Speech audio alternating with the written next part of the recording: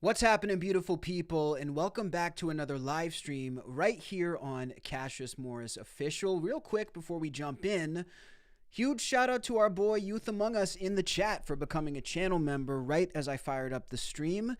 And if you guys want exclusive early access, members only videos, and much more, definitely make sure to become a channel member here on Cassius Morris Official.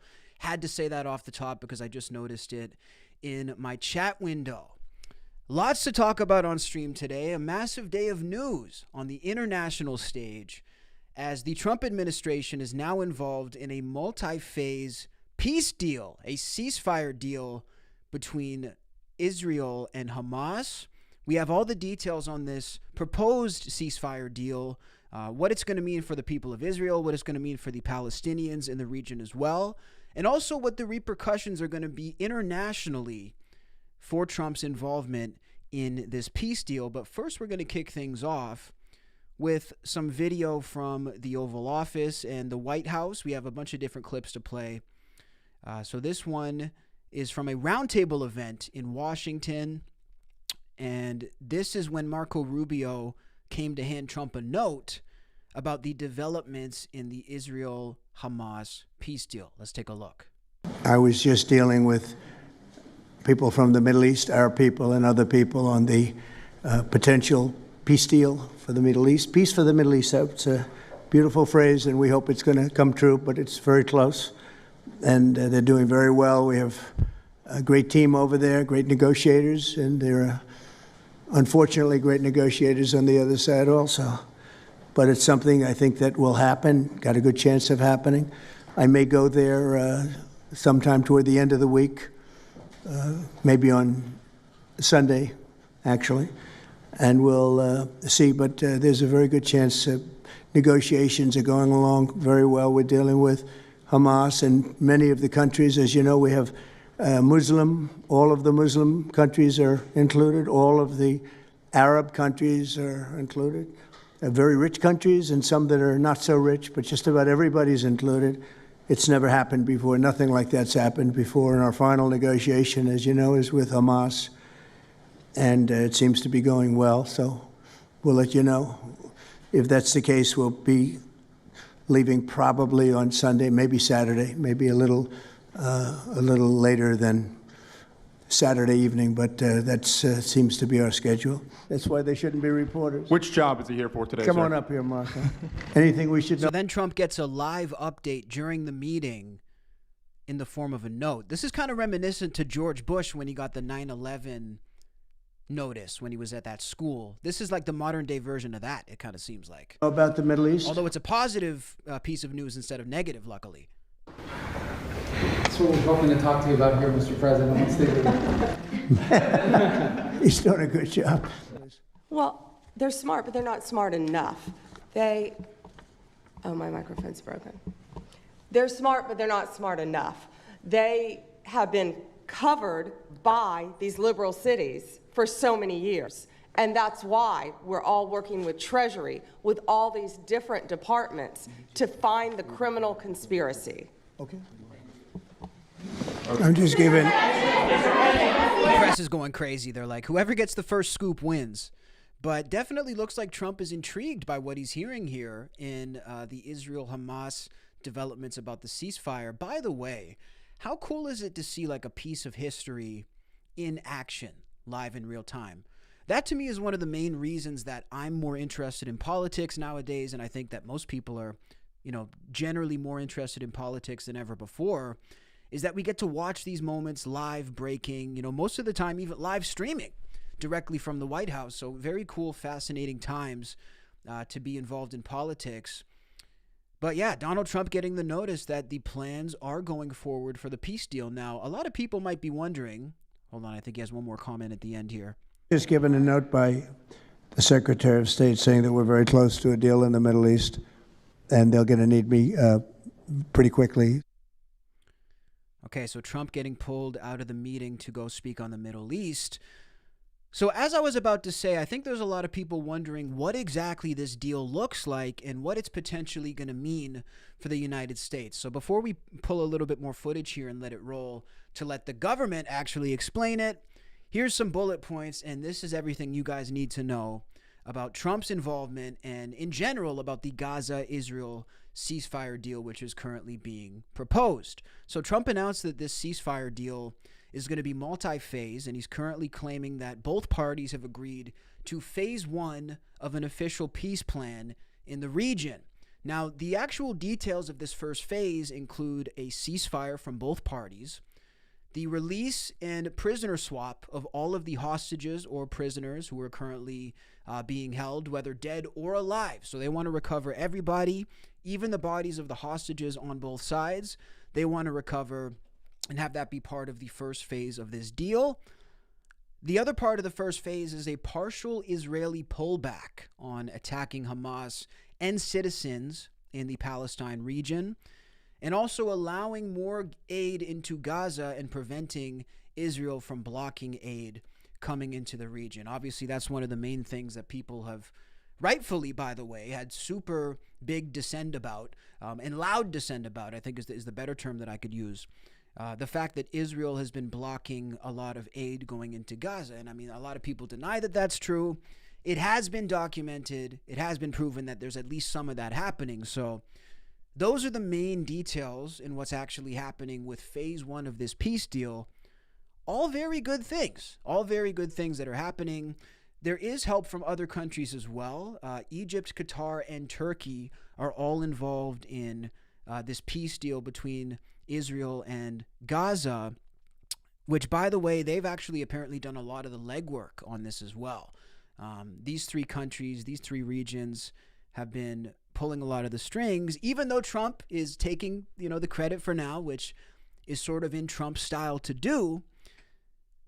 Those regions are helping out a lot as well. So those are a couple bullet points for everybody, just so we can be up to speed with what's actually going on with the peace deal. Now, I'm going to talk a little bit more about it. I'm going to read you guys' comments and all of that. But I do want to go ahead and play some of this Trump interview of him actually explaining himself. So he called into Hannity. By the way, I wonder if Trump would call into my show. Could we get Trump on the show? Is that a thing? I have some mutual friends with Trump. I do know some of his friends. I know a couple people who've been on The Apprentice. Maybe that would help, although I know his Apprentice days are quite far behind him at this point in time. But we're going to go ahead and roll some of this Trump interview with Sean Hannity. Let's see what he has to say, and we'll break it down from there. All right, joining us now live on the phone is the President of the United States, Donald J. Trump. Mr. President, wow. If you would have asked me 2 years ago yesterday if this was possible, I would have bet everything I had no. Congratulations, sir. Can you give us more of the details? Well, thank you very much, Sean. It's a great honor to be involved in it. We had some tremendous help, as you know, with everybody from Steve Witkoff and Jared Kushner and Marco, and we had everybody. JD, the whole group was just amazing, and the military was, as you know, very instrumental in getting this done. We have a great military with great leadership. The whole world came together, to be honest. So many countries that you wouldn't have even thought of it, and they came together. The world has come together around this deal, and that's something I would say that without that wouldn't happen. So many countries that you wouldn't have thought of have wired their best wishes and their commitment to do whatever is necessary. The countries surrounding have all signed. I mean, they're all signed up, and it's been really an amazing period of time, and so great for Israel, so great for Muslims, for the Arab countries, and so great for this country, for the United States of America, and that we could be involved in, making a deal like this happen, because it was, many years they talked about peace in the Middle East. This is more than Gaza. This is peace in the Middle East, and it's an incredible thing. Mr. President, you are expending a lot of effort worldwide to bring about peace. How did this become one of your top agenda items, considering this has gone on for decades and decades? A lot of the Arab nations that have formed coalitions with you were reluctant and resistant for decades to ever be a part of the solution. That was a big part of what happened here today. Can you explain that part of it? A good question, by the way, from Hannity, because it also kind of clashes with the America First narrative of the campaign. So curious to hear Trump's response as to how this became one of the top issues for him.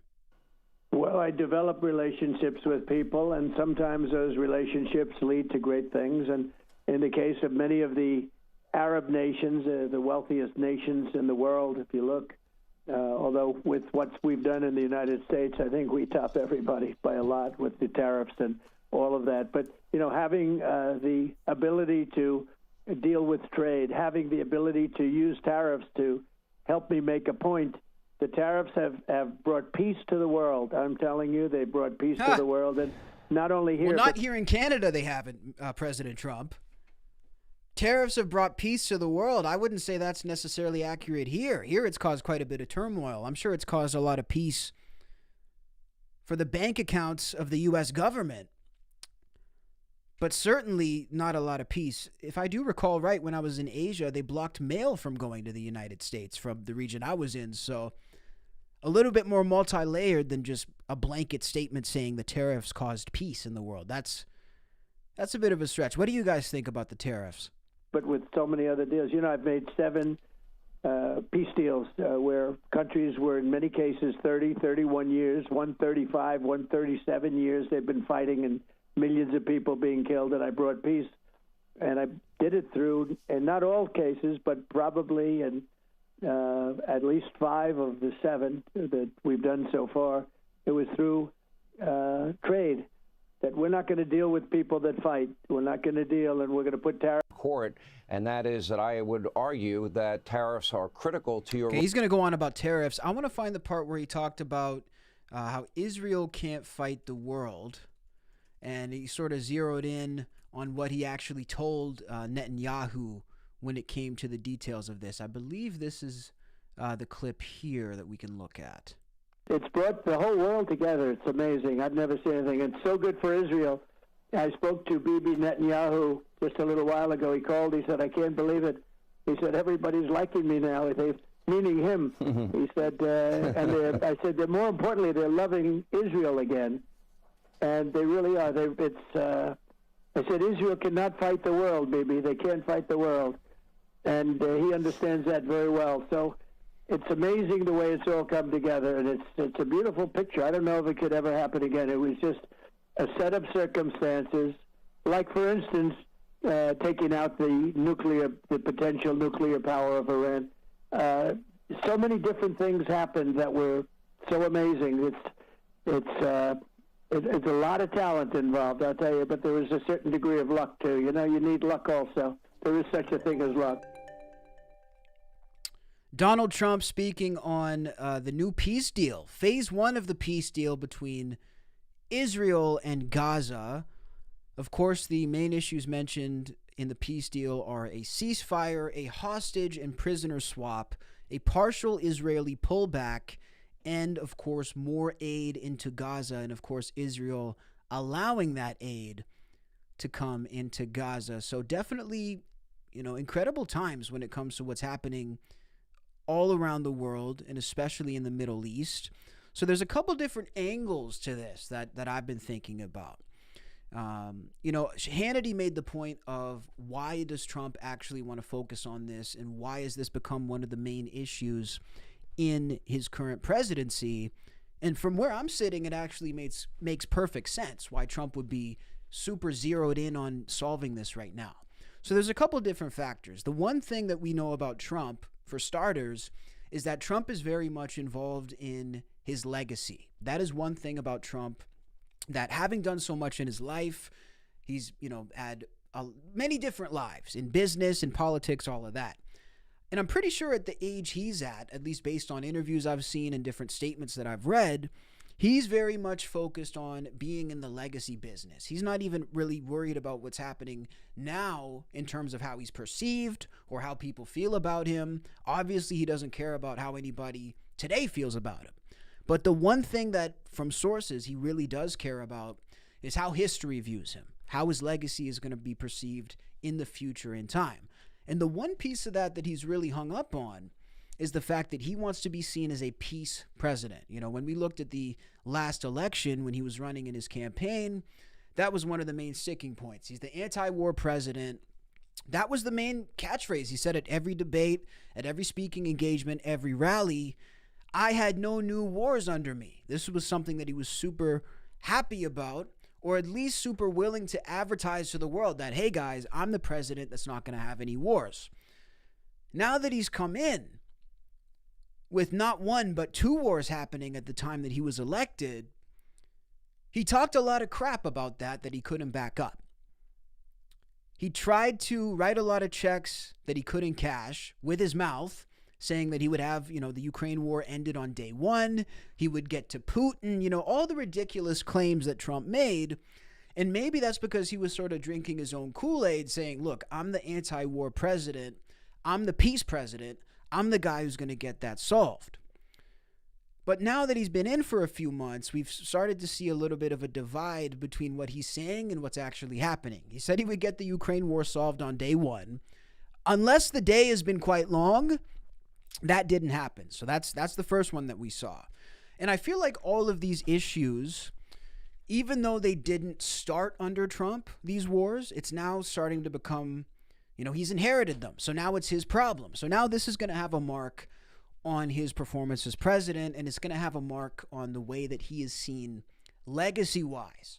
So this is Donald Trump's make or break moment, guys. That to me is why I think he's so fixated on this. He's fixated on the fact that he wants the legacy as the peace president. He wants the legacy of the guy who can come in and stop the wars. And he also wants the legacy of being the deal maker. That mixed with the fact that there's a lot of heat on Trump right now, which there always is, but there's heat on him like there's never been before, even from right-wing people. We're in an age right now where even people on the right, even people who have claimed to be in MAGA, they are now turning on Trump. And a lot of what's happening with people turning on Trump, a lot of it has been around this Israel stuff, whether it's with the war or whether it's just generally with his involvement with Israel.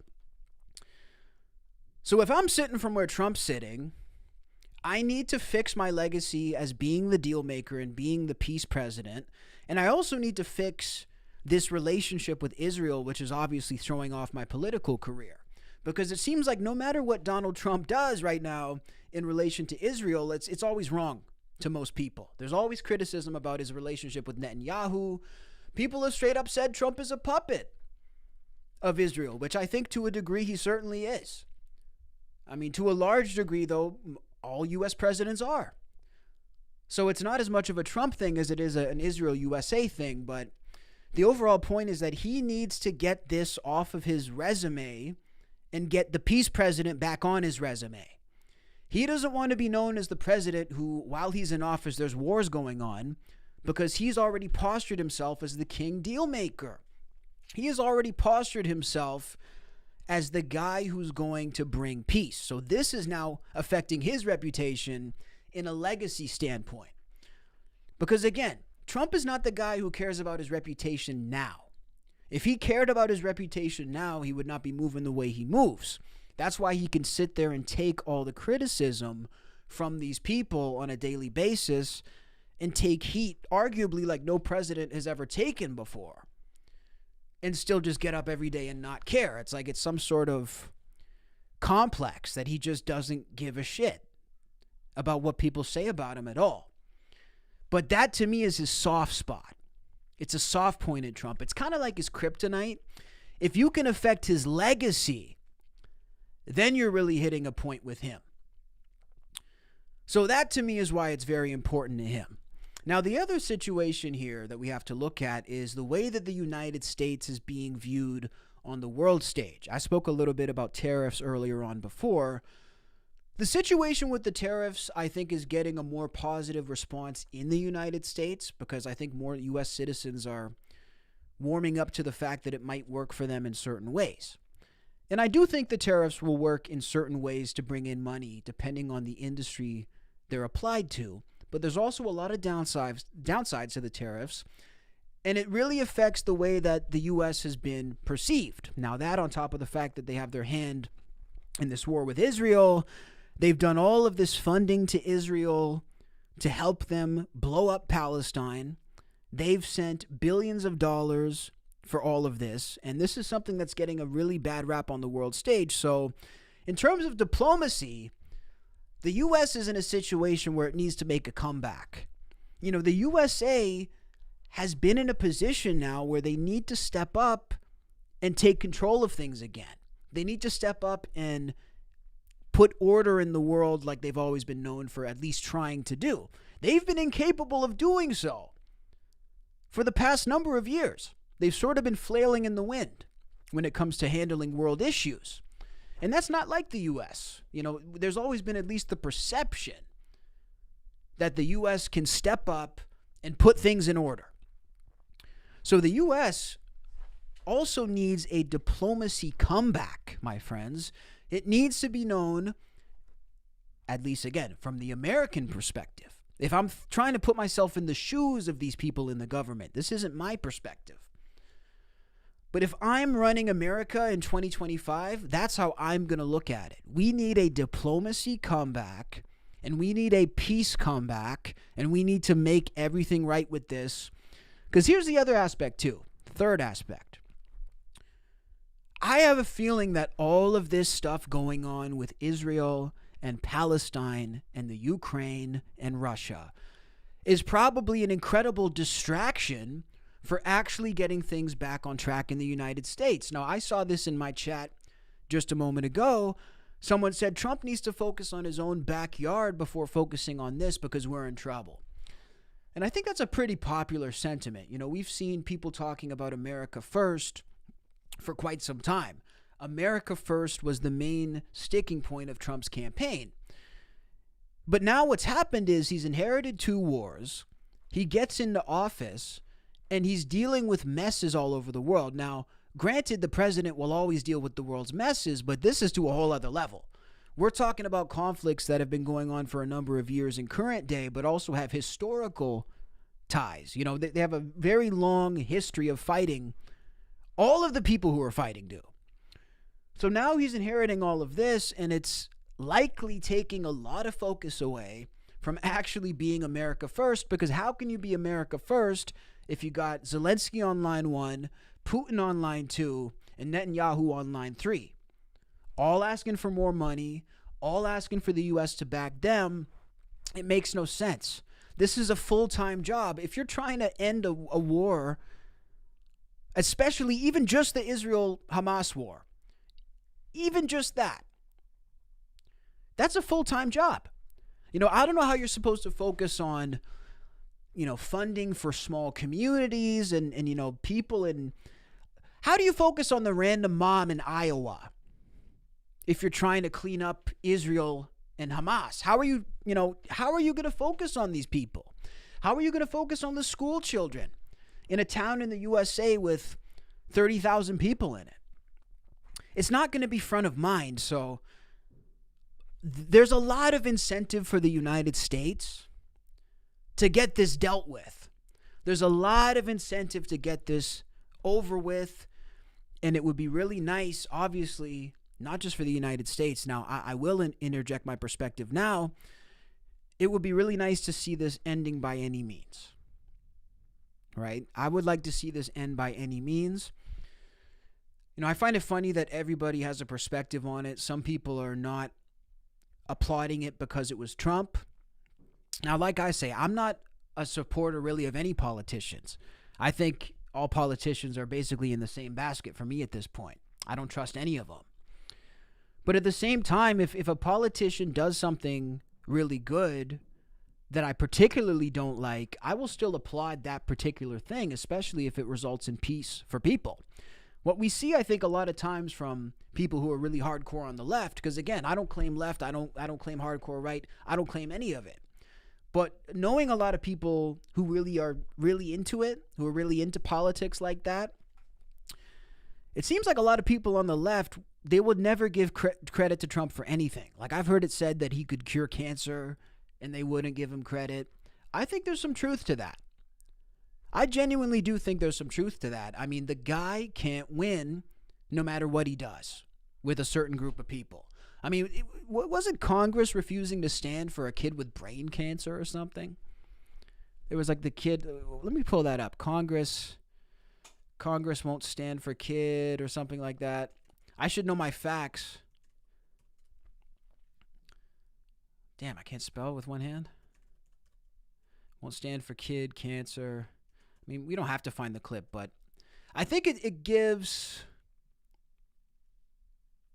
This gives perspective as to what I'm talking about here. Joining us in the gallery not tonight. Not a single Democrat would stand and clap for this kid who overcame cancer because he was being honored by Trump. So this is kind of like a visual. Let's just take a look. It is a young man who truly loves our police. His name is DJ Daniel. He is 13 years old, and he has always dreamed of becoming a police officer.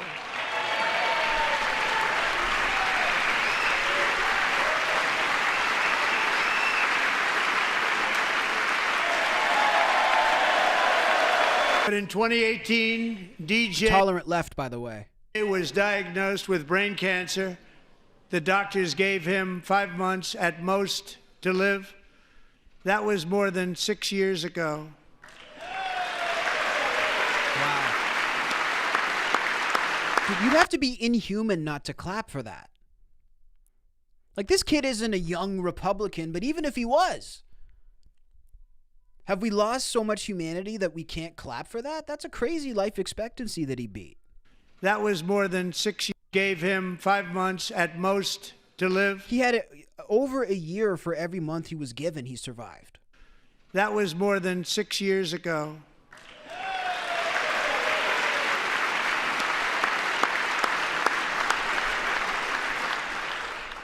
Since that time, DJ and his dad have been on a quest to make his dream come true, and DJ has been sworn in as an honorary law enforcement officer. Actually, a number of times. The police love him. The police departments love him. And tonight, DJ, we're going to do you the biggest honor of them all. I am asking our new Secret Service Director, Sean Curran, to officially make you an agent of the United States Secret Service. But nobody would clap for him. See, that's cold. That's just cold-hearted, man. This is a kid. It's a kid. So, you know, all this to say, my friends, I don't give a damn who's doing it. If somebody can stop the Israel-Palestine war, which needs to end, like yesterday, it needs to end now. I don't care who's going to do it. And I would clap for damn near anybody who was able to do it. But I do find it kind of, it's really a sign of privilege that anybody could even be opposed to this and be like, yeah, well, I don't buy it because it's Trump, or I don't like it because it's Trump. You know, I don't know if people in America and Canada, speaking as one, you know, myself here, I'm not sure if we really grasp the level of, I don't even know what word to use, destruction. But there has to be a broader term to describe what's happening in Gaza right now. I don't think we can comprehend it. I know we see videos. I know we see photos. I know we see little updates. But especially when you look at interviews with people who've been to Gaza and, you know, the people who have actually seen this with their own eyes, this is carnage beyond what we can even imagine in this part of the world. I mean, it's just simply something that has never touched us, and we just can't even fathom. I've talked to a lot of people from a lot of different aisles, and you get a lot of knowledge about what's happening out there, and I think it's truly despicable. So I'm really happy to see this. I'm really happy to see this. I don't know what happens next with Gaza. That's the big question everybody has, is what's going to happen next. And we're going to get to that point when we get there. But I feel like right now we just need to stop killing people. Jews, Palestinians, I don't care who it is, Ukrainian, you know, whoever. We need to stop killing each other now so that we can figure out what the hell is going on. Because, again, the level of destruction and it's hard for me to even believe that we're actually living through this, to be honest with you. It's really, really hard for me to fathom. But it has to stop. And I like these conversations a lot more than I like the conversations of overtaking Gaza. I know Trump was doing a press conference saying they're going to relocate the Gazans to all these different countries in the surrounding areas so they can have a happy life. Guess what? That's called ethnic cleansing, my friend. So I don't know if we're going to go that far and do that. And again, if they want to, move people and relocate people, that's a different conversation to have that we can have at a different point. Right now, what needs to happen is people need to stop being murdered. Civilians need to stop being murdered. Babies need to stop being murdered. It's very simple. I don't think anybody can argue with that. And if you do argue with that, well, you got a serious problem. Okay? You got a serious problem. So I don't care if Trump's doing it for his ego or not. Look, obviously he's getting a huge ego boost and he's getting great publicity. I don't deny that he's doing it for ego as well. Hey, video creator. Just for the record. But my thing is, I don't care. It's kind of like the Lance Armstrong. Was that his name, Lance Armstrong? The cyclist. I don't know why I felt like I mixed up his name. It's kind of like the Lance Armstrong thing. They're like, yeah, you raised all this money, but it was through dishonest means. I'm like, I don't really care. Because I'm just kind of happy they got the money. Like, I don't really care if it was through steroids or whatever the case may be, or if it was to gratify his ego or whatever the case may be. I don't care how it gets done. I just care that it gets done. But let's take a look at one more clip here. Marco Rubio praises Trump's extraordinary diplomacy in the Middle East.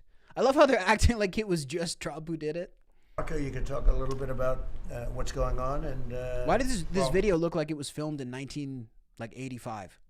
Go ahead. Yeah, Mr. President. I don't know if one day perhaps the entire story will be told about the events of yesterday, but suffice it to say, it's not an exaggeration that none of it would have been possible without the President of the United States being involved.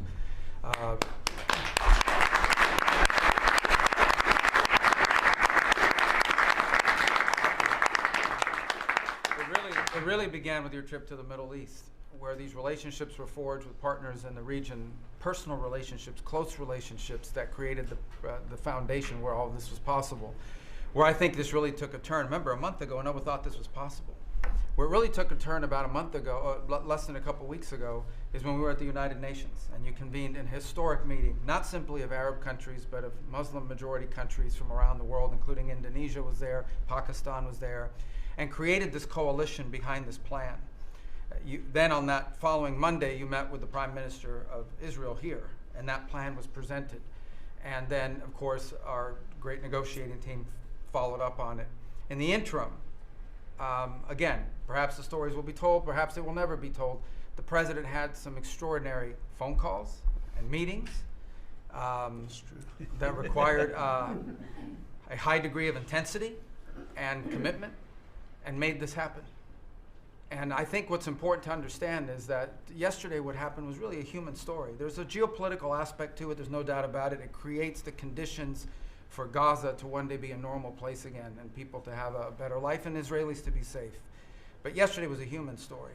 And because of the work you put in, and honestly, not only is there no other leader in the world that could have put this together, Mr. President, but frankly, I don't know of any American president in the modern era that could have made this possible because of the actions you have taken unrelated to this and because of who you are and what you've done and how you're viewed. And this weekend, because this guy's like, I'm going to keep my job, goddamn you.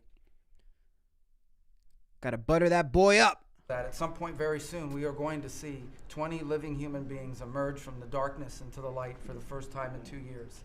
And that is because not only were you used the credibility and the power and the prestige of this office and the relationships you created, and you committed yourself to making it happen. And I think it will go down as a historic moment in the history of our country. And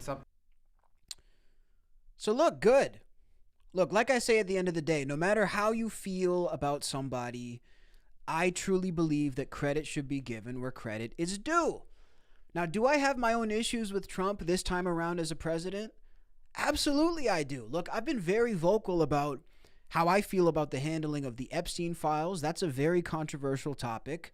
I happen to believe it's very concerning the way Trump has behaved when it comes to that. I think he looks incredibly guilty. I think it makes the whole administration look like it's covering up for, how do we say it without being taken off YouTube? PDF files. And I'm talking about, of course, on Windows and Excel. It makes it look like they're covering up for PDFs. That's the first thing. You know, I mean, there's a lot of issues. I'm not Mr. Trump here. I think there's a lot of issues with the Epstein stuff. There's a lot of issues with the way he's been making money. This time around, this dude's been getting obscenely rich. His friends and his buddies have been getting obscenely rich since he won this time, you know, as compared to the first time Trump was president when he was actually losing money. So I think there's a lot of questions about Trump, of course. I mean, obviously, a lot of questions about him, a lot of problems with Trump, a lot of good things he's done too. It's just being rational. Why do we have to say that, like, a politician? I don't even think it's possible for a politician to be all bad or all good. Like, you can't say Donald Trump is only bad. He's done good things. You can't say he's only good, though, either. He's done terrible shit. It's just common sense. My aunt or my grandma has done great things and terrible things, too. I've done great things and terrible things. You've done great things and terrible things. So that's the mistake I think we make when we look at these politicians. We either make them our saviors or we make them the devil. They're neither. They're just people who just are mostly out for themselves. But when they do something good, fair enough.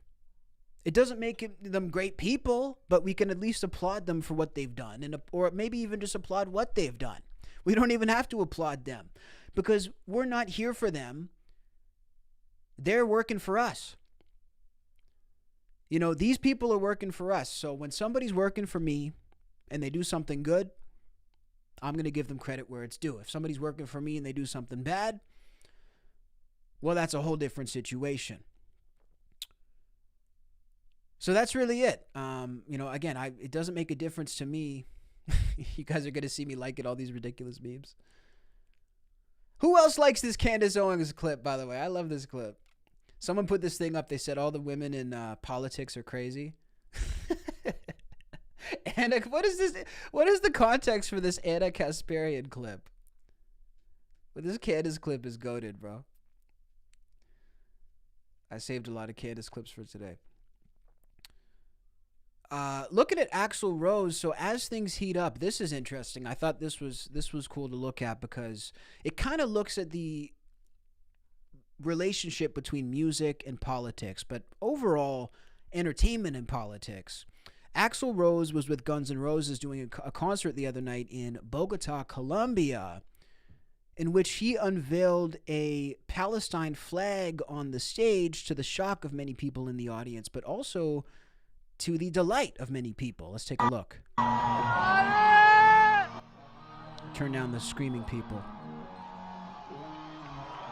There we go. I don't need your civil war. Hold on, he said something here too. Ha. What's so civil about war anyway? So Axl Rose holding up the Palestine flag with the Guns N' Roses logo on it. So look, everybody coming out and making their voices heard. Me personally, I think it's kind of a tricky thing when you mix music and politics when people aren't expecting it at a concert. So, for example, I went to see a couple of shows where politics were involved, and the only time it really didn't bother me is when I had anticipated that it was coming. So I went to see Roger Waters on multiple occasions, and before going into that tour, I knew that it was going to be a huge political thing. And in that show that I saw, he mostly called out Trump. He had, the pig floating around in the arena with Trump's face on it. But he also called out Bill Clinton. At later shows I saw of him, he called out, Joe Biden, Jeffrey Epstein. So that was something I expected from Roger Waters. That was something that, Pink Floyd, obviously very political throughout their whole career. This is something that we came to expect from him. The only times I found it uncomfortable to see politics at a concert were shows like Carlos Santana, which again, I should have expected. Now he's quite political, but I didn't know it at the time because I'm not Mr. Santana here. That's kind of before my generation. I went to see Carlos Santana, and he had multiple slideshows about politics and injustices in the world. And he was going on long diatribes talking about all these things. And I was like, you know what, man? I don't want to hear this shit. I'm here to hear Black Magic Woman. I got a couple Latinas with me. And we got the Black Tar, and we're going crazy. I'm just playing. But I'm there to listen to some good music. I'm not here for a political event. So that's when it strikes me as sort of being off. Like, I don't want to hear, Drake talk about politics. I don't want to hear Kiss talk about politics. I don't want to hear artists who are known for having fun music and just kind of staying out of all that.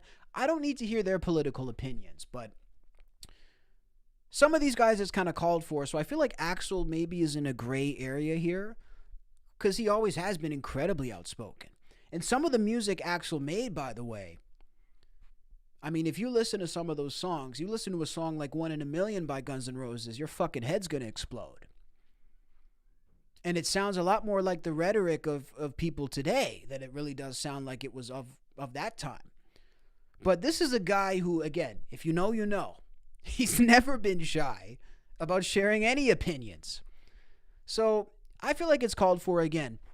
If you're going to go to a concert, especially in 2025, I kind of feel like the onus is on you to know what you're signing up for because there is a good chance it could get political.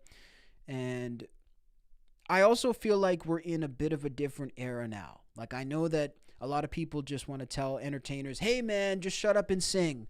Hey, man, just shut up and dribble. Get back on stage, get back on the court. I get that perspective. I really do. But that's an old perspective, too. That's kind of like the perspective of an Elvis type character, like back in the day, or the Beatles, like, we're just here to entertain you.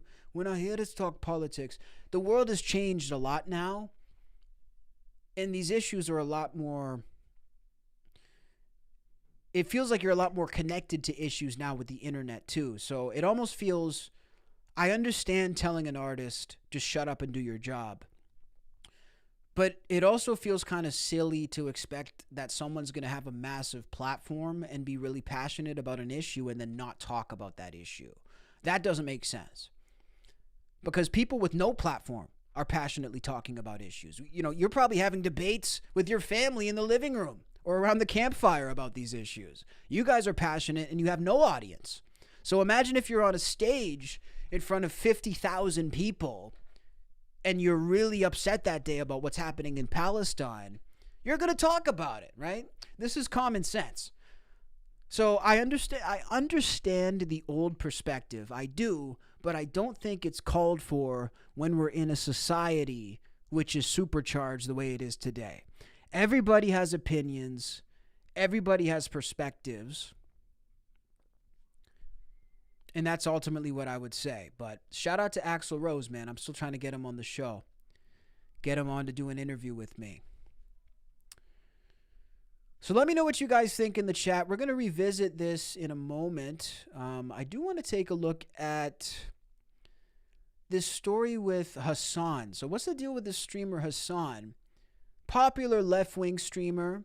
Some have called him the left's answer to Joe Rogan, which I think is, let's not get carried away here, but he's a popular streamer. Let's put it that way. He's being accused of allegedly using a shock collar on his dog. I'm trying to find the actual clip of him doing it and not the clips of him responding, because I feel like we got to give the benefit of the doubt and look at the actual clip. So let's see. This seems to be the clip of him using a shock collar. I thought I pulled it before. I hate this fucking country so much. There's his dog. You can be on a fucking mountain in the middle of Norway and get better internet than Los Angeles, California. And this is just like a moment of anger. This is a moment of fucking anger for like something that is just so, because much a first world problem but it is emblematic of all of America's much more consequential violence. Okay? It's the same reason as to why America, Kaya, please just fucking go, just stop. Oh. He did reach for something too. Hang on.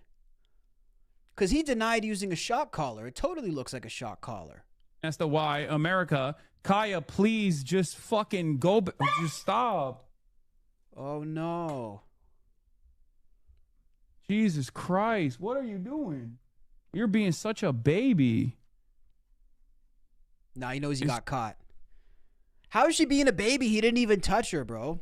Like, listen, I've had dogs. When you play with a dog and like you're sort of play fighting with a dog, you can like kind of pinch them in a playful way on their sides or something. Like we would play hard with our dogs, and sometimes they let out a little whimper or something, like being a baby, or they act like kind of scared if they're like the runt of the bunch. Like the dog that we have now, she's the runt of the bunch, so she'll kind of get scared easily. But that's if you're like engaged in play. That's not if you look at her. This dude totally used a shock collar, and then he denies it. Just fucking go, just stop. Oh. Jesus Christ, what are you doing? You're being such a baby. It's just, you're making her stressed. She just literally is so incredibly spoiled from my mom. Yeah, she looks spoiled to death sitting there on the floor. So yeah, Hassan got a massive backlash to this on the internet, like massive backlash. People making memes, people talking all about him and that he's a terrible person. So he did respond to this, but he tries to claim that he didn't use a shock collar. It's pretty evident that he used a shock collar. Afternoon, pre-noon, no matter where you are in the world, I'm Hassan Piker, and this is the Hassan Abi broadcast. People are saying the dog sits there for 5 hours too.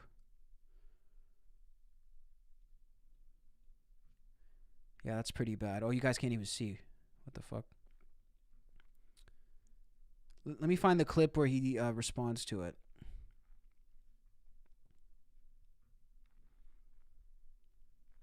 Got a lot of clips saved for today's stream. Holy shit. Guys, I saved a lot of shit for today's stream. Violence. Okay. But here we go. More consequential violence. Okay? It's the same reason as to why America, Kaya, please just fucking go, just stop. What are you doing? This is the one that people are talking about. Okay? This is the one. This is the one that they saw. It has the capacity to vibrate, and that's it. Are you happy? That's it. So wait, he got his dog a vibrator? What kind of ridiculous excuse is that? Why would you get a collar that vibrates? Good. There's the AirTag. There's the fucking vibrator. It also it also has a flashlight component to it at nighttime. And it also has a tracker on it when she gets lost. If she were to actually get fucking lost, you are able to, it emits a sound. Okay? He's so caught.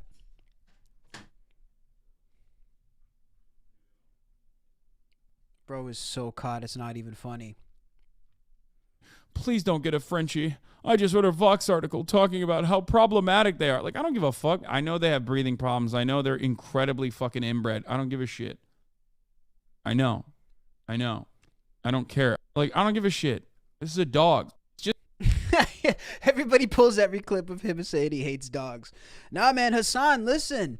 Just come out and be honest, brother. Okay, look, I will tell you as a fellow streamer, as somebody who is also in the same field, you're never going to get away with anything, okay, when it comes to doing these streams. Even though I'm not quite at that level of being viral, somebody sees me doing something on camera, they're going to be able to decipher it, and they're going to be able to call me out and tell me that I'm wrong. So definitely just tell the truth, man. Because people are already pulling up the brand of collar that it is, or in your words, vibrator. As you can see, it's a shock collar. People found it on Amazon. It's not that hard, Hassan. It's not that hard to decipher these things, you know. People on the internet are pretty savvy. That's the one mistake that a lot of people make. Let me just throw this out there for the record. If you are a streamer, the biggest mistake you can make is to assume the audience is dumb. If you ever go into a stream or a video assuming the audience is dumb, you're the dumb one, because you're going to get caught out and exposed like you never thought was possible before. If anything, I'll see some dumb comments, sure, but you should always assume people are even smarter than you when they're watching. But, I mean, it says a lot about how you feel about your audience, too. If you're lying to your audience, you feel like your audience is dumb. I'm not going to lie to my audience. If somebody caught me using, I don't use a shock collar, for the record. But if I did decide to use a shock collar, I would just say, hey, I used a shock collar. I felt like using one. It's not illegal. You may not agree with it, but this is how I discipline my dog in my household. That's how I would react. That's exactly how I would react. So lying is not the answer. Honesty is the best policy when it comes to streamers. That's basically what I would say about this situation. Let's see what else we got, guys. There's a couple more stories that I pulled. I don't want to make it overly heavy. I want to maybe take a look at some stuff. Let's see, Nick Fuentes. By the way, what is this deal with Nick Fuentes that's happening right now? I feel like ever since Charlie Kirk was assassinated, we've been hearing Nick Fuentes' name nonstop. Now, I didn't anticipate to see this happening, this Nick Fuentes redemption arc, but it is quite fascinating. Again, I'm not the guy, I don't watch any talk shows. You know, I do shows and I do entertainment outside of my own show for a living. So my entire life is a podcast. My entire life is a show. Unless I'm watching with you guys, I really don't watch anybody's show. So I'm not really a fan of anyone. If anything, this is my time to catch up on shows when I'm talking with you guys. But having known what I know about him and the content that he puts out, I never really thought there would ever be a path for a guy like this to have mainstream appeal. You know, this dude was on the front page of the New York Times. He just did Patrick Bet David. This dude is getting very commercially successful now. And that's something that I never really thought would have been possible. It's really fascinating. So let's take a look at Nick Fuentes talking about if another Democrat gets in office, he will move to another country. Interesting. What I would say, though, about 28, and this is maybe new, is like when you look at what Trump is doing, he's creating a lot of tension right now. The ICE raids, the militarization of law enforcement, the war everywhere in Venezuela, Ukraine, Iran, the advance of AI and technology. It's like, if a Democrat wins in 29, I'm moving to another country, because whoever comes into power from the left is going to want blood, because they're going to want vengeance for all. If they regroup, that's sort of presumptuous. Yeah. If they regroup and reorganize, they're going to kill us, because like in Chicago, I live right by where this is happening. They set up this detention facility. They're rounding people up, putting hype edits of it on Twitter. It's pissing liberals off. Liberals are going to the place, protesting. The cops are beating the shit out of them and laughing and taunting them. More protesters come. Now they're ramming cars into ICE cars. The cops are shooting them. Now they're bringing in DHS. It's like, we've gone so far up this escalation ladder in like 3 months. And what I fear is that Trump is not going to finish the job. He's not going to salt the earth and destroy Antifa. So all he's doing is pissing these people off. And that means the violence is going to get worse. They're going to organize. We're going to get like Mamdani for president in 28 or, something along that vein. And that's why I think it's really important that like a Republican does win, but it just can't be Vance. So like that's kind of how I'm thinking about it, because they're really barking up the wrong tree, in my opinion. They're signing checks they can't cash. Interesting perspectives here. I mean, I think that the most interesting thing to me is that Nick is sort of bailed on the Trump administration. I mean, he hates J.D. Vance. He hates the way that Trump is associated with Israel. And he has a lot of problems with Trump otherwise when it comes to Epstein and the way he's handling himself in general. So I think it's fascinating that this right-wing MAGA extremist, as he was painted, has now sort of made a 180 when it comes to Trump and his administration. The other thing here for Fuentes is he has to be careful because now he's going to be part of that club of people who said they were going to leave the country. So if he doesn't leave the country, if a Democrat wins in 29, well, that's going to make him look terrible. He's going to be like, Miley Cyrus and Bryan Cranston and all those douchebags who said they were going to leave the country if Trump won, who never left and they stayed and settled in. But yeah, I mean, I do agree on the fact that Trump is causing a lot of tension with what he's doing in the country. A lot of mixed reactions to it. I do think we're on a weird path right now with this of like, where do we go with this? Where do we go with these ICE, detention centers? Where do we go with the militarization of the police? Where do we go with this? Nobody really knows what the outcome is going to be. So I think it's a very contentious time for the United States, but I don't believe Fuentes would go anywhere. I don't believe he's going to leave the United States. I mean, what's this guy going to do? Live in Thailand as my neighbor? This dude wouldn't last a day in Thailand. He would fucking have a nervous breakdown. The guy wouldn't last 2 seconds in a place like that.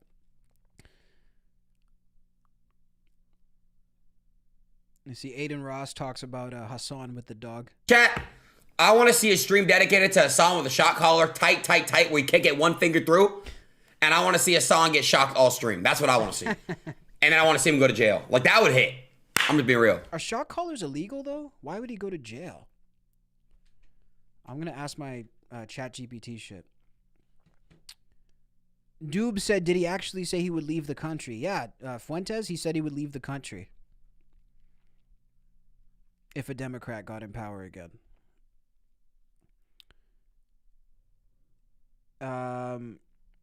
Let me go ahead and just ask this real quick. Are shock collars illegal in the United States to use on dogs?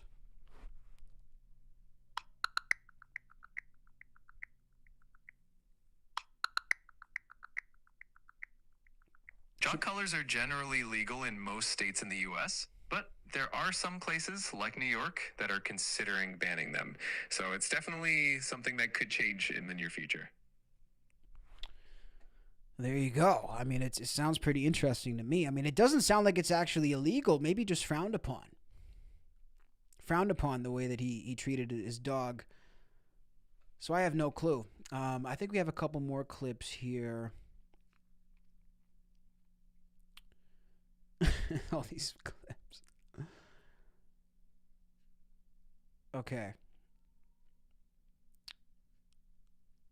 I'm trying not to go down this Charlie Kirk rabbit hole, guys, but the rabbit hole is just going deeper and deeper. Let's just take a quick... I got to do one Candace clip because I saved all these clips. Now I'm not going to play it.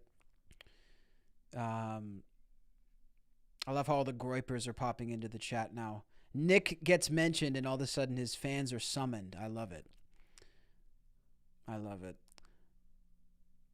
Let's take a look here. So this is Candace Owens talking about this Charlie Kirk group chat. The released internal group messages with Charlie Kirk and 9 others, I'm assuming from Turning Point USA, 2 days before he was assassinated. And he was stating that he was done with the Israeli cause because he was being bullied by Israeli donors. Charlie Kirk said that this is because he lost $2 million from a donor. So let's listen to the details here. By the way, just for context, it was not clear whether these texts were actually real, but now Turning Point USA has come out and said, yes, these texts are real. So again, another point for Candace. I thought this was conspiracy. I thought this was her sort of going off on a tangent. These texts are real. financial stake in the future of the company. He heads up the faith division. So Charlie's faith and what direction it was going into would actually matter, right? It would actually matter if Charlie, and I never said he was going to, decided one day to become Catholic. It would have financial implications. I want to be clear, I never had a conversation that Charlie was in the process of converting, okay? But Rob in particular knew for an absolute fact that Charlie was done with Israel bullying him. That's what bothers me so much about this man. Him allowing these headlines, Charlie's pastor speaks out, crushes Candace because of what she said, not whatever. I don't like it. He knew, and others knew, that Charlie was done with Israel bullying him, and I am now going to present you proof of what I am saying. This is an actual group chat, which happened 2 days before Charlie Kirk was assassinated. There were 9 people in total on this chat, including Charlie and Rob McCoy. I'm going to protect the names of the other 7 for now. To be clear, I might actually release a name every day this week, but I want to show you. Release the names. Why are you protecting the names, Candace? I want to hear the names. See, she always does this. She'll come with this evidence, and then she'll be like, well, I'm not going to give you the source, or I heard from a trusted individual, or I'm going to withhold the letter until this. Like, if you got evidence, Candace, just say the evidence. Why are we withholding names, withholding details, not speaking on what the source is? Just tell us your source, because, again, a lot of people are crying conspiracy. If you have something to actually back it up, people won't call you a conspiracy theorist. Just tell us your source. Do this because suffice it to say, Rob McCoy was on this text thread, and I think it helps contextualize him as a person, in my view, that he would attack me for telling the truth about the pressure that he was facing. Take a look. So Charlie writes in this group chat, just lost another huge Jewish donor, $2 million a year because we won't cancel Tucker. I'm thinking of inviting $2 million a year. So Turning Point USA had heavy funding from Israel. I think that even in and of itself is a pretty big story, because a lot of people were saying that Charlie Kirk was getting money from AIPAC. There's no actual verifiable evidence that he was getting money from AIPAC. I don't believe he was getting money directly from AIPAC, but I would be curious how many of those donors were on AIPAC or involved in AIPAC as a separate thing, and also donating to TPUSA. It's kind of like the same thing at that point. It's like, I'm not going to give you the money from AIPAC, but I'm on AIPAC and I'm going to give you the money. It's kind of the same thing. This is a bombshell. I mean, for the longest time, people were saying, look, Charlie Kirk is not funded by Israel whatsoever. That was the sort of ruling. That it's a conspiracy theory to say that Charlie Kirk was being funded by Israel.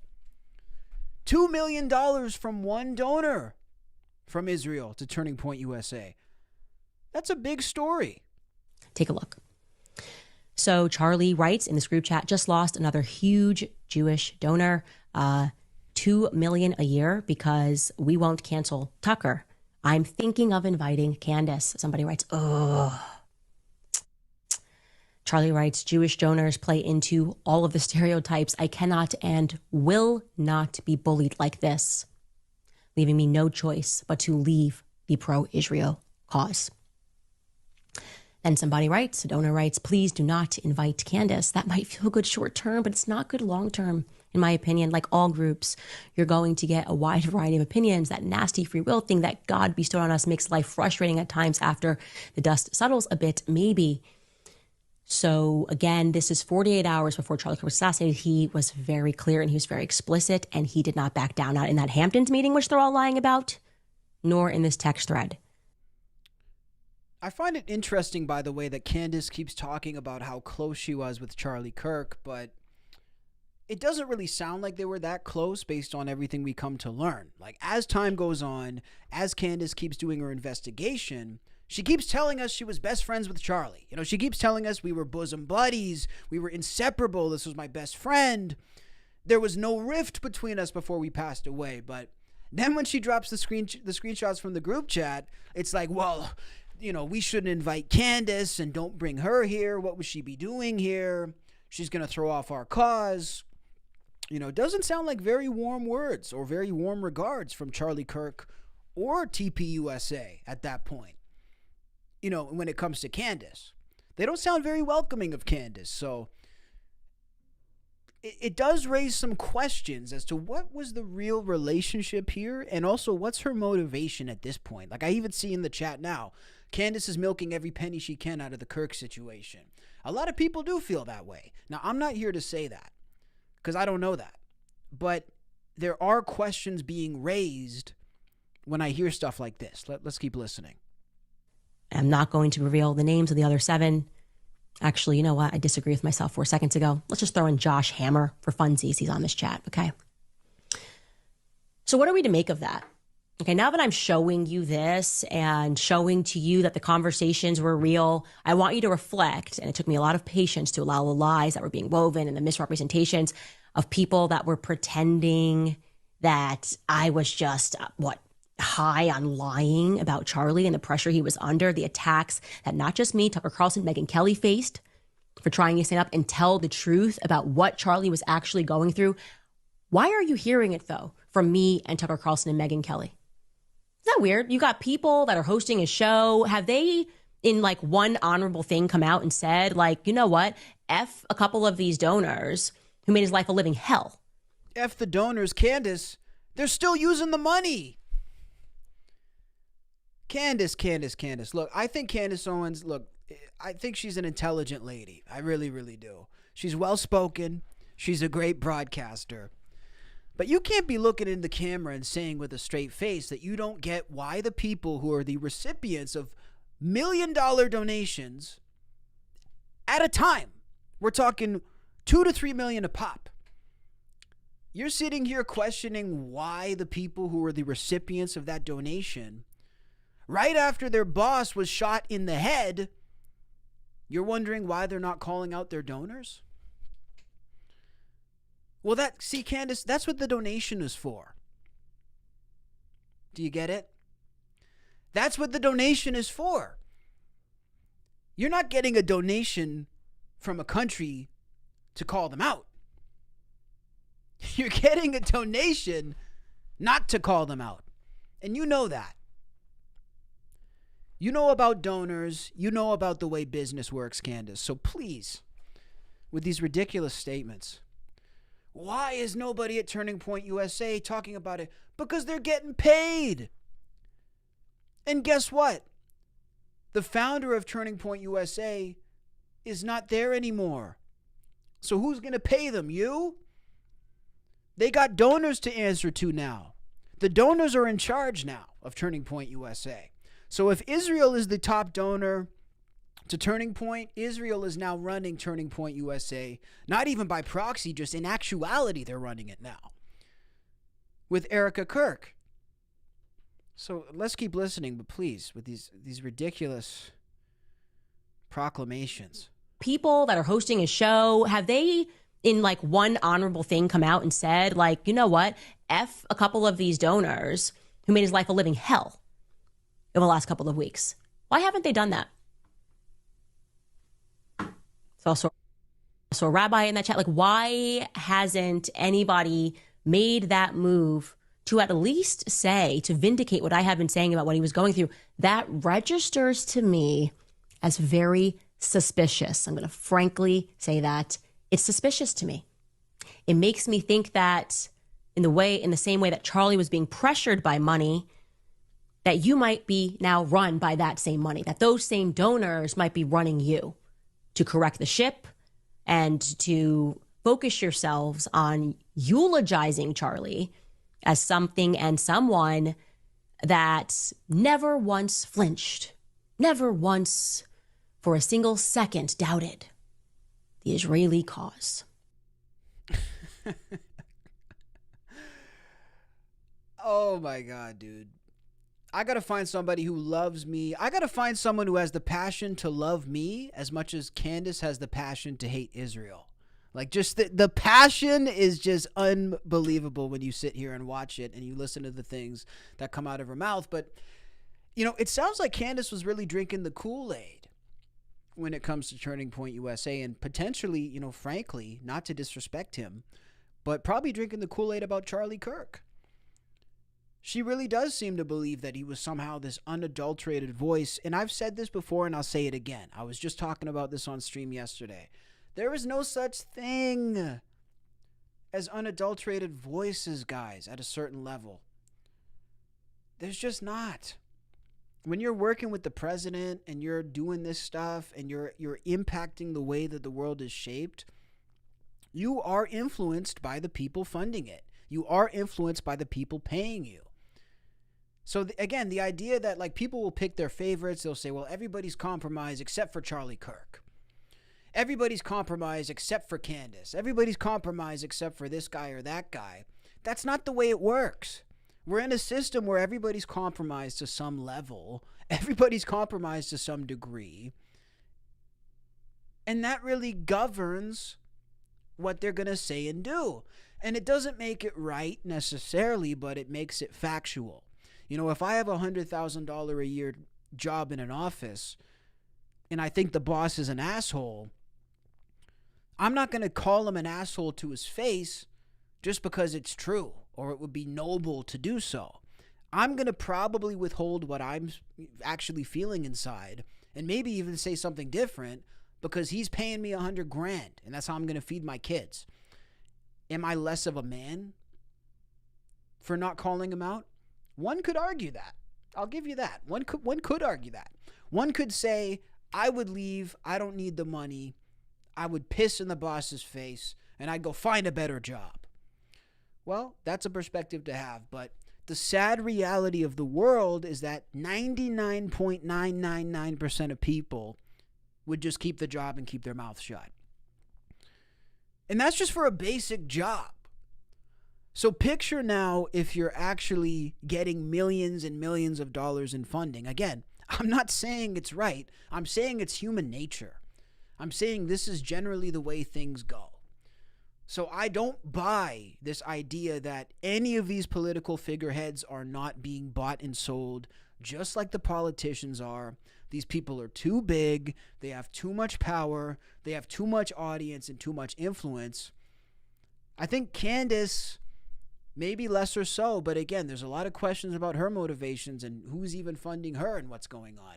I really, at this point, have no clue. I really don't know what she stands to gain from saying half of the stuff she says, to be frank with you. I don't know what her end game is really even supposed to be. You know, she stands to lose a lot when it comes to money and credibility with the things that she's saying. So again, maybe she is just a truth crusader. Maybe she is just one of the rogue ones who actually maybe isn't even compromised. Again, I don't buy into that because I'm always proven wrong, but maybe it's true. So I have no clue. But again, I've been trying not to go too far down the Charlie Kirk rabbit hole because, again, it is a crazy story and it's been going on for quite some time. I figured the Charlie Kirk story would be a past issue by now. But ultimately, the one thing I will say is I'm pretty shocked as to how it's really touching people, man. How the Charlie Kirk story is really touching people. It's absolutely, it's unparalleled, really. And I had a conversation with a friend today, and we were talking. And they told me, you know, this person told me that they cried when Charlie Kirk was killed. And I said, interesting. Well, tell me, why did you cry? You know, were you a fan? Were you like, why did you cry? And, you know, they said, no, it's not because I was a fan. It's because I share some of those same beliefs. That's what this person told me. And he said, I watched people celebrate someone being killed for having some of the same beliefs that I have, is what this person told me.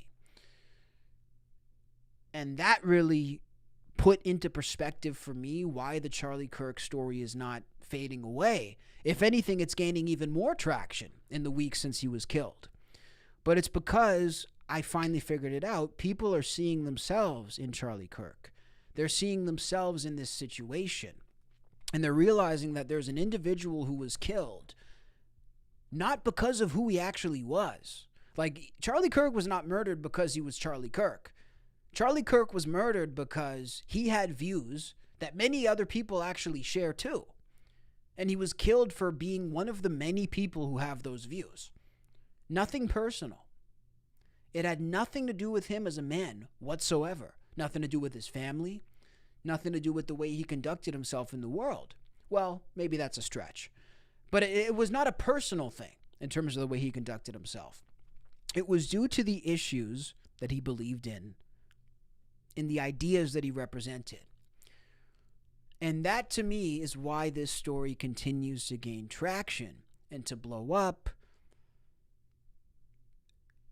is because people see themselves in it.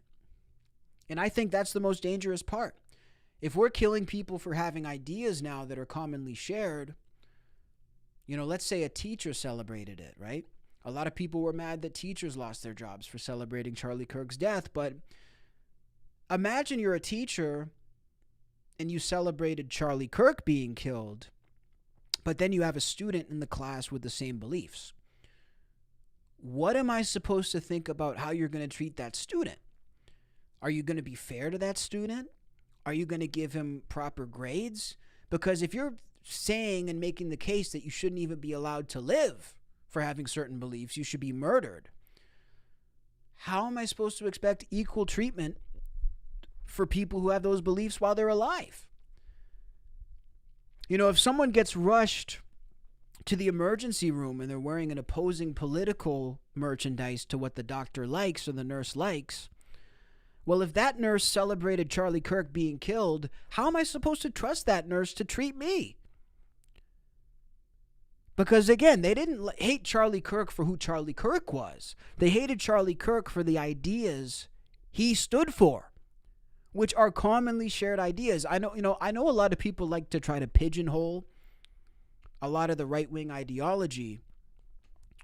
As someone on the outside who knows a lot of people from a lot of different, pockets and groups around the world in many countries, the one thing I can tell you is this: all of these fringe ideas, these fringe right-wing ideas, they're not so fringe anymore. There's a lot of people who actually feel this way. All these ideas that 5 years ago were known as extremism, they're not really that extreme anymore because they're pretty commonly shared sentiments now. I'm not saying it's good and I'm not saying it's bad, but I'm telling you what it is. So the idea that it's just a few politicians and it's just a few political commentators and it's just a few, people on the internet is completely false. So if there's this animosity for that little group of people, not for who they are, but for their beliefs, well, that starts to raise a lot of questions about, well, these guys over here feel the same, and these students over here feel the same, and these employees over here feel the same. What are we going to do with those people? Should we shoot those people too? What's going to happen to the everyday person who shares the same beliefs as Charlie Kirk if we keep going down this road? So that, to me, is why the story is still gaining traction. That's why people relate to this story, is because they feel like they could be next. And we've covered it. We've covered it before. So it's really one of those situations where I think people see themselves in it. The chat is crazy tonight, Youth. Shout out to Youth for holding it down as a moderator. We see some crazy comments in the chat. Where's everybody watching from, by the way? Let me know. But that's really all I can say, guys. I come on here to try to make sense of it just as much as everybody out there is trying to make sense of it. I'm trying to make sense of this shit too. And the only person that I'm in support of is me and my people. My people ask all the time my political party, my political affiliations, who I support, who I don't support, who I would vote for, who I didn't vote for. The only political party that I support is the Cassius Morris party. And the people in the Cassius Morris party are myself, my family and friends, and you. Those are the only people I support. I don't support anybody I don't know. I don't support anybody who's not in it with me. We're in this shit together. So I don't support anybody. I don't think anybody's coming to save me. I'm on the Cassius Morris party, motherfuckers. And whatever your name is, you should be on the U party. We've got Canada in the building. Canada. Manitoba. Canada has Miss Cyprus, the baddest IG model in history. Who's Miss Cyprus? Can I see? Should I DM her? Miss Cyprus. Which one? Was it 2025? Look, Canada. Oh, wow. Shout out Miss Cyprus. But yeah, guys, that's it and that's that. I think once we're doing beauty pageant reviews, the steam is pretty much gone from the live stream. Appreciate you guys checking in. An hour or two a day is what we'll be doing here, so make sure to subscribe. If you've enjoyed the content, if you're liking what you're hearing and seeing, make sure to become a channel member. This gives you early access to the topics I'm talking about on stream. It gives you the ability to participate in the streams. Before I'm even live, it gives you the opportunity to ask questions to people who are going to be coming on to do interviews, and also get a whole catalog of members-only videos. So make sure to go ahead and become a member. $5 a month, you get all these perks, all this access, literally hundreds of members-only videos that are only available to you guys. The link is in the chat, in the pinned comment. And shout out to my boy Youth Among Us, who became a channel member. We just relaunched the membership, so it's great. But yeah, shout out to my girl Min in the chat. Min, you can rewind. It's all good. I appreciate you checking in. And let me know what you guys think about the ceasefire. Obviously, again, I think I made my point pretty clear on it. I would like to see peace for people. I would like to see less people getting killed. I would like to see more prosperity in the world. And that is where I stand on it. And hopefully through doing this stream and the streams like it, we're covering some very supercharged issues. We're covering some very hot button issues. However, I would really, really hope that this can help shed some light on the fact that we don't need to be divisive. That's the last thing I do on this stream, is be divisive. We can talk about shit and we can work it out together. And that's why I love doing these streams. Look, I get people in the chat from all around the world. We're talking about this together. Some people say I'm preaching the gospel. The next guy's going to tell me to shut up and call me an asshole. And that's what freedom of debate and speech is all about. I mean, I'm not debating anybody, but that's what freedom of expression is all about. And that's what I know is going to happen in these streams. I jump in, one guy says I'm right, the next guy says I'm an asshole, and then I leave with a smile on my face because at least we sat down and talked. At least we sat down and talked. So I love you guys. Hug your families. Call your grandparents. Call your sister. Call that friend you haven't talked to in a while. Antonio, we got to pray for peace, my brother. But I'm sending love to all of you guys. I'll be back on live tomorrow with a new topic. I think we'll talk about Jordan Peterson tomorrow. I was going to do a Peterson stream today, but that got pushed. So stay tuned, and we'll catch you guys then. Love.